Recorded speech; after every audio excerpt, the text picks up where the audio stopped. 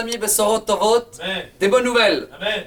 Hazak ou Baruch à tous de participer dans ces petits moments entre Mincha et Arvit et Baruch Hashem aussi qui sont en ligne. Donc certains qui ne peuvent pas être là, qui travaillent, qui prient avant et qui prennent le temps pour écouter. Baruch Hashem, c'est le but d'utiliser la média pour diffuser la Torah. Donc Bezrat Hashem, ces petits 20 minutes, ce sera pour la refoua shlema de notre cher ami Yitzhak Zenouda, Ben Mordechai, Hashem Shah pour refoua shlema, Betor Shah Kol Chol Israël, Yitzhak Ben Masroud Abergel, Leilou Nishmat Charlie, Ben Masroud, Et Leilou Nishmat Claude Chaim Ben Tamou. Leilou Nishmat Claude Chaim Ben Tamou. Ben Tamou. רוח אדוני תניחם בגן עדן, ורבי אברהם ססי, זכר צדיק לברכה. ואלי כהן. בתוך כל ישראל, בכלל החיים והסליחות, וכן יהי רצון ולומר אמן. Chers amis, aujourd'hui on va essayer de partager ensemble un sujet extraordinaire, qui a beaucoup de goût, mais il y a des choses que des fois on ne comprend pas. On est un peuple qui ne comprend pas. Ce qui veut dire dans la paracha de cette semaine, c'est Parashat Mishpatim. On a dit la phrase que tout le monde connaît, Naaseh Venishma. Ce qui veut dire quand Hachem nous a proposé le contrat, la Torah, même avant de comprendre, on a signé. On fera, Naaseh, on va faire, et après on écoute. C'est vrai qu'il y a une histoire dans la Gemara, Gemara Shabbat, page 88. Là-bas, la Gemara, qu'elle raconte l'histoire que Hachem il a retourné la montagne sur nous pour nous, quand on reçoit la Torah, qu'on ne peut pas reculer. Il y a là-bas une histoire avec un rabbin, Rava, qu'une fois il était assis en train d'étudier, il n'avait pas remarqué tellement il était à fond dans l'étude qu'il y avait du sang qui coulait de son doigt. Et qu'il y a un non-juif qui passe et qui voit ce rabbin et le dit, voilà vous les juifs, vous faites toujours tout tellement rapidement que vous ne comprenez pas, regarde, tu es en train de couler de sang, tellement tu es dans l'étude. Donc, vous avez d'abord signé, après comprendre. Et c'est vrai que Rava l'a répondu, et c'est la réponse pour nous aussi, chers amis. Si quelqu'un vous propose un travail aujourd'hui, vous ne connaissez pas les conditions, c'est dommage de signer sans savoir les conditions. Peut-être c'est marqué que tu vas gagner un shekel de l'heure, et peut-être tu vas voir que tu vas travailler à peine, et peut-être c'est très loin. Il faut savoir qu'est-ce qui est marqué dans le contrat. Oui, ça c'est quand un être humain va te faire signer le contrat. Mais quand le maître du monde, Akadosh Baruch Hu, te propose un contrat, alors là, tu signes et après, tu avances pour essayer de comprendre. Ne t'inquiète pas, celui qui a créé le monde, donc on a confiance totalement. C'est pour ça qu'on va parler d'un sujet extraordinaire que j'espère bien que tout le monde le fait. Chacun dans son niveau, mais le but de ce cours, c'est d'améliorer un petit peu notre assiette. C'est quoi notre assiette ? Akadosh Baruch Hu nous demande dans la paracha de cette semaine, Lo tevashel gedi b'chalev imo. Ne fais pas cuire le vœu dans le lait de sa mère. On a vu ce matin que la Gemara El Amen est amenée également dans Rashi, nous sommes Rashi, on amène Rashi bien sûr avant tout. Pourquoi c'est marqué 3 fois dans la Torah, les mêmes mots exactement, le même texte, Lo tevashel gedi b'chalev imo, pour apprendre 3 interdictions de mélanger le lait et la viande. Et le mélanger en mangeant, donc de ne pas manger le lait et la viande, de ne pas faire cuire ensemble le lait et la viande. Donc même quelqu'un, quand on le propose un travail, et comment ils appellent ça, McDonald's, il faut y mélange. Même s'il ne touche pas, qu'il fait la cuisine, interdit. Ça c'est la 2e fois. La 3e fois, c'est pourquoi même profiter. Au cas où quelqu'un il a fait un plat, lait et viande, et hop, il voit que c'est pas bon, il a un chien, il a dit tiens voilà, j'ai économisé un repas, même tirer un profit de ce mélange, interdit. Chers amis, si on est un peuple qui a signé sur un contrat, et on a compris que c'est Hachem, donc on le fait, Baruch Hachem, on ne mélange pas le lait et la viande. Mais est-ce que on peut comprendre un peu pourquoi Hachem nous demande ça ?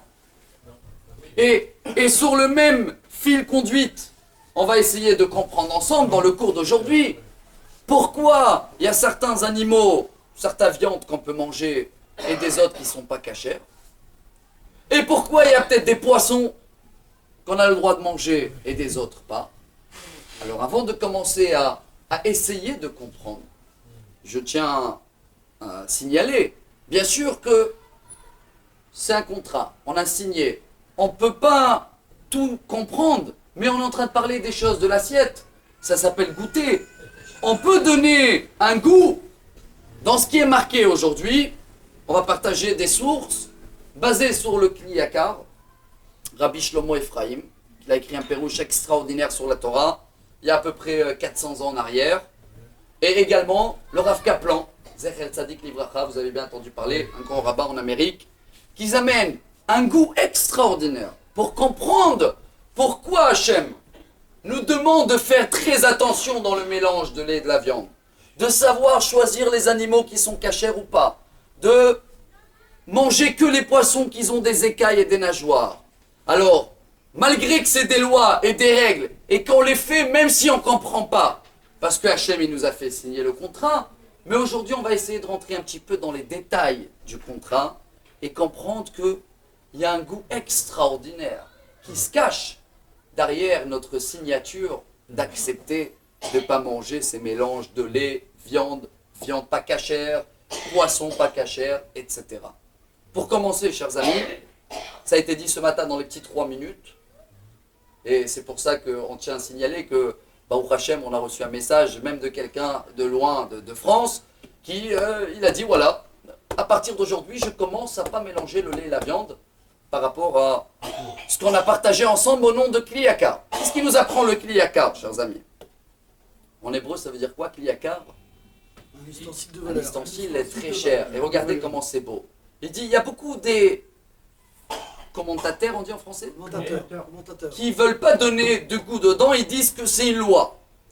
Mais je pense donner un goût, comme ça il dit, à cette interdiction. Chaque viande qu'il y a dans notre assiette, chers amis, elle vient d'où? La viande. Très simple. Du lait de sa mère. Si la maman de ce pardon sur l'accent, n'a pas allaité son fils quand il était bébé, il n'y aurait eu jamais des steaks entrecôte dans les assiettes. Toute la viande qu'il y a dans les assiettes existe grâce au lait de leur maman. Ce qui veut dire que sinon on va mélanger les deux ensemble. Un qui l'a créé l'autre. On va créer un mélange qui va rentrer dans notre sang. Et tout de suite on va comprendre qu'est-ce qu'il va faire. Parce que c'est la même raison après sur les animaux pas cachers ou les poissons qui n'ont pas les écailles. Vous allez voir, c'est formidable. Dès qu'on mange un mélange comme ça, qu'il est méchant, excusez-moi sur mon français, je cherche des mots. Pourquoi il est méchant? C'est contre la nature. Grâce à un, l'autre existe. Qui tu es pour les mélanger? On peut continuer un peu, je vais dire entre parenthèses, c'est pas notre sujet. Le shahatnez. C'est quoi le shahatnez? Une loi de la Torah, de ne pas mélanger le lin et la laine. Si vous regardez bien, le lin et la laine, c'est le monde animal et le monde végétal. C'est vrai que nous, on a le droit d'utiliser, de profiter. On marche sur le parterre, sur ce qui est minéraux, on appelle minéral. On mange tout ce qui est végétal. On mange aussi des animaux cachers, qu'on va y arriver. Mais de mélanger les deux ensemble et le mettre sur nous comme quoi on est supérieur, je viens de mélanger deux mondes différents, allô, ça montre que tu es un peu orgueilleux. Tu vas te permettre à croire que tu vas contrôler tout. Et au fur et à mesure, ça va te faire des conséquences dans ton cœur. Pourquoi? Parce que chaque chose qu'on rentre dans notre bouche, chers amis, il va y aller où?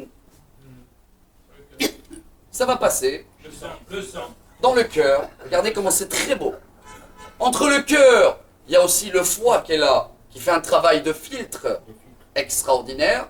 Et après que tout a été filtré, en passant par le cœur, qui divise tout, ça va monter en haut, dans le cerveau, qui va créer les pensées. Ce qui nous apprend, chers amis, le Orchot Tzadikim, un livre de Moussar extraordinaire qui a été écrit par justement un rabbin anonyme. On dit que ça remonte à l'époque de Maïmonide, à peu près 700-800 ans en arrière. Il nous apprend que un être humain, pour être un roi, comment on dit roi en hébreu? Melech. Melech, c'est Moach, Lev, Kaved. C'est un homme qui fonctionne d'abord avec la pensée, après avec son cœur, et à la fin avec son foie. Car la tête, le cerveau, c'est les pensées. Le cœur, c'est tout ce qui est l'esprit, l'amour, l'orgueil, colère. Et le foie, c'est tout ce qui est les envies, C'est vrai que le foie, c'est une des choses les plus bonnes à manger, si vous voulez, foie gras. Pourquoi? Il y a tout le sang est concentré là-bas, c'est pour ça également qu'il se cacherise que avec le feu. Mais là-bas, toutes les envies et les plaisirs sortent de là-bas. Alors quelqu'un qui fonctionne à l'envers, il se dirige dans sa vie par rapport à ses envies, c'est pas bon. C'est pas Meller. Commence pas par le cerveau, commence par les envies. C'est Kalem à l'envers. C'est quoi Kalem? Kloum. Ou Khlet, c'est la même chose. Quelqu'un qui fonctionne aussi que avec le cœur. Ah, moi je marche avec mes sentiments. Moi je suis religieux dans le cœur. C'est pas bon si, chers amis, parce qu'il n'y a pas la tête. Il faut commencer d'abord par ce qui est la tête, logique, le sang de la cacheroute que je suis en train de manger, qu'il arrive à la tête, et lui va diriger mon esprit et mes envies. Je tiens à rappeler une histoire que certains m'ont racontée, je crois que c'était le Rabbi Lubavitch, que quelqu'un est venu le voir, il avait certains problèmes, justement, je crois des problèmes cardiaques, et que le Rabbi il a dit, bon, Bezrat Hashem, avant une bracha, il faut toujours un keli yakar, un keli, un ustensile. Alors, est-ce que vous mettez les téphilines? Il a dit, je suis religieux dans le cœur. Shabbat, monsieur le Rabbi, vous inquiétez pas, vraiment, je respecte tout le monde. Bon, tefilin, cacheroute. Et après, quand il a tellement dit qu'il fait tout dans le cœur, le Rabbi a dit, ben, c'est normal qu'il y a des problèmes dans le cœur. Il faut que tu, comment dire en français, dispatches un petit peu, partage, mets les téphilines, tu décharges un peu du cœur à la main, dans la tête, cacheroute dans la bouche, tu as mis tout sur le cœur. C'est pas évident. Bon, Baruch Hashem, il a compris, il a fait tchouva, il a été guéri. Ce qui vient pour nous, chers amis, et c'est ce qu'on va essayer de comprendre dans les 10 minutes qui nous restent, que tout ce que Hachem nous demande qui rentre dans notre bouche, il faut savoir que ça va faire des conséquences énormes.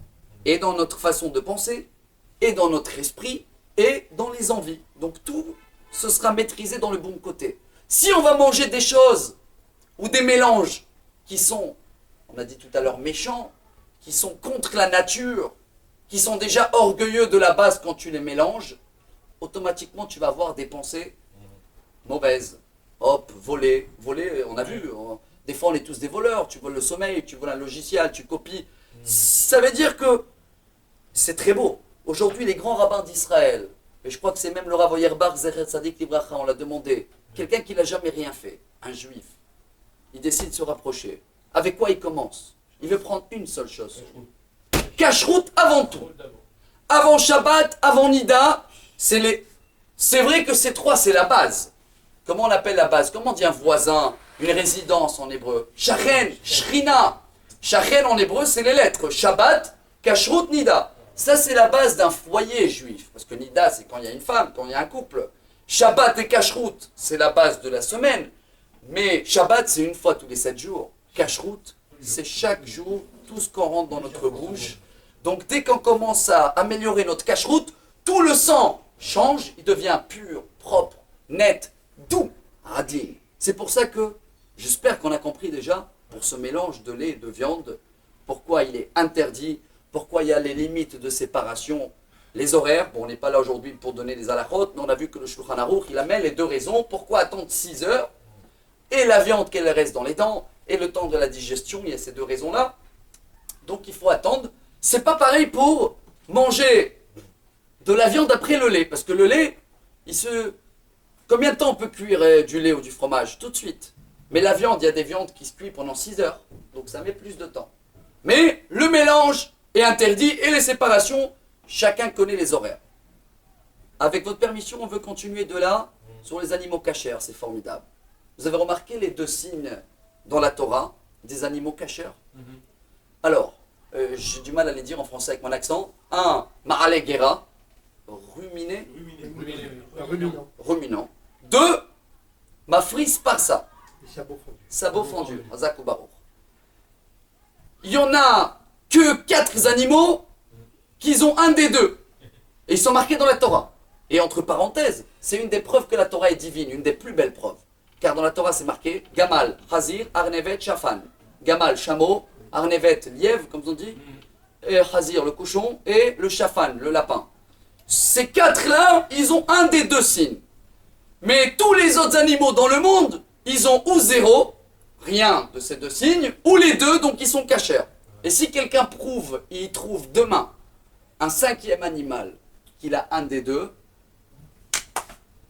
Hachem il dit, mon cher Rabbeinu l'a dit, comme si la Torah n'est pas divine. Et jusqu'à aujourd'hui, ça fait 3329 ans, personne n'a trouvé encore un animal. Qui sait, Moshe était un zoologue tellement grand pour savoir qu'il n'y a que ces 4 animaux dans le monde. On a fermé les parenthèses, ça c'est une des sources que tout est divin. Chers amis, c'est quoi ces signes? Pourquoi Hachem n'a pas créé les animaux cachers avec tampon dans le front? Cacher, tampon, cacher, tout le monde connaît, avec un beau logo.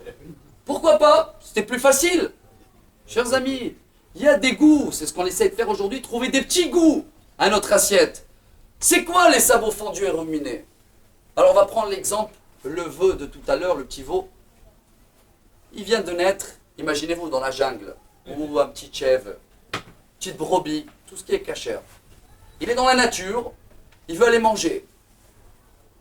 Il a toujours peur du tigre, ou léopard, ou peu importe, un animal qui vient le manger. Qu'est-ce qu'il a fait Hachem pour l'aider à survivre? Va manger vite, avale, avale, avale, avale. Et quand tu rentres chez toi dans ta petite cachette, tu rumines et tu manges tranquille. Et comme Hachem il sait que ces animaux-là, ils sont tellement les pauvres, peureux, faibles, ils vont jamais attaquer les autres. L'inverse, c'est des animaux qui se font attaquer. Donc Hachem les a donné une deuxième manière de survivre. C'est quoi? Sabot fondu. Vous avez remarqué un cheval, comment il fait un demi-tour? Comme son sabot est plat, lui pour faire un demi-tour, c'est Wahad demi-tour. Il faut qu'il. Mais ce petit veau là, tac! Comme les sabots ils sont fendus, tout de suite il change de direction. Donc au cas où il y a un cheval qui court derrière ou peu importe, Hachem il a aidé un peu plus pour survivre. Pourquoi? Parce qu'il sait que depuis qu'il est né jusqu'à la fin de sa vie, il a peur toujours d'être attaqué. Donc c'est un animal très fragile, très adin on dit en hébreu. Ça veut dire que si on mange ces animaux-là, et les seuls qui sont autorisés, le sang, on devient comme eux. Mais quelqu'un qui mange un cheval, il attaque. C'est des animaux qui n'ont pas peur. Donc c'est des animaux agressifs. Et nous on mange des animaux qui sont, comment c'est l'inverse d'agressif en français? Passifs. Pourquoi? Pour que le sang qui fonctionne, qui rentre dans notre corps grâce à eux, va nous faire des bonnes pensées, des bons esprits et des bonnes envies. Mais c'est pas fini là, on termine avec les poissons. Voilà, contre l'œil, on aime bien le poisson. C'est très beau. Vous avez remarqué, les poissons, c'est aussi tunisien. Les poissons cachers, c'est quoi? Elle dit la Torah, Parashat Shemini. Chaque poisson qui a écailles et nageoires, tu le manges. La Gemara rajoute en disant, chaque poisson qui a des écailles, automatiquement il a des nageoires. Waouh! C'est quoi des écailles? Pareil. Pourquoi Hachem il n'a pas créé une petite antenne? Je sais pas, j'invente avec vous. Petite antenne sur tous les poissons avec le logo Kasher. Voilà, c'est simple. Ou une petite signature bleue, hein, on est dans les poissons contre l'œil, avec un 5 sur le poisson, on sait que c'est Kasher. Parce que, chers amis, un poisson qui met des écailles, c'est un poisson qui a besoin d'une protection. Le requin, il a des écailles? Non, qui c'est qui l'attaque? Donc, chaque poisson qui a des écailles, Hachem, il a donné quelque chose en plus pour qu'il va survivre. Pareil comme les animaux, c'est pas quelqu'un qui va attaquer, c'est un poisson qui est faible. Hnin, bravo le mot. Donc quand on va manger ces poissons cachers, automatiquement nous aussi on sera beaucoup plus hnin. Regardez comment c'est extraordinaire, je pense, ce message. Avec quoi on a commencé, on va terminer ce cours. Chers amis, quand la Torah elle nous donne des raisons et des textes qui sont mot à mot, parce que tout est divin, j'espère qu'on l'a bien compris ensemble. Lo tevachel gedi bachale vimo. C'est pas marqué dans la Torah. Ne mange pas le lait et la viande. Non. Ne cuis pas le veau dans le lait de sa mère. Cherche d'où il vient chaque chose. Regarde ce qui se cache derrière. Il y a des raisons à tout, chers amis. À nous de les chercher. On avait déjà dit plusieurs fois que Halakha, c'est Alicha, c'est un chemin, il a été choisi. Forcément, c'est le meilleur. Bien sûr qu'il y a toujours des lois où on ne va pas pouvoir les comprendre.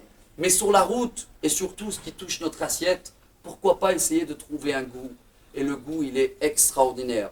Chacun de nous, j'espère qu'il va se renforcer de ce message, améliorer sa cache-route pour que tout le sang qui circule dans notre corps, il sera doux, hnin, gentil, et automatiquement, tout le service d'Hachem, chers amis, il sera Bezrat Hachem magnifique. Baruch Adonai Leolam. Amen ve Amen.